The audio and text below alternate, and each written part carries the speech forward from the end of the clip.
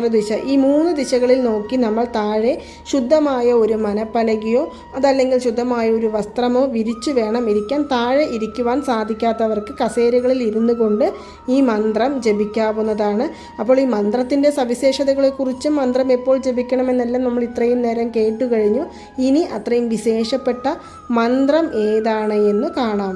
അതിനു മുന്നേ ഈ മന്ത്രം നിങ്ങൾ ജപിക്കുകയാണെങ്കിൽ നിങ്ങൾക്ക് പൂർണ്ണ വിശ്വാസത്തോടു കൂടി നിങ്ങൾ ആഗ്രഹിച്ച പണം നിങ്ങളെ തേടി വരുമെന്നുള്ള വിശ്വാസത്തോടു കൂടി മാത്രം ജപിക്കാം. അപ്പോൾ വരൂ, മന്ത്രം ഏതാണ് എന്ന് കാണാം. ഓം റീം വശി വശി പണം ധനം ദിനം ദിനം. ഓം റീം വശി വശി പണം ധനം ദിനം ദിനം. ഓം റീം വശി വശി പണം ധനം ദിനം ദിനം. ഈ മന്ത്രമാണ് ലക്ഷ്മി ദേവിയുടെ അതിശക്തിയാർന്ന ഒരു മന്ത്രമാണ് ഇത്. ഈ മന്ത്രം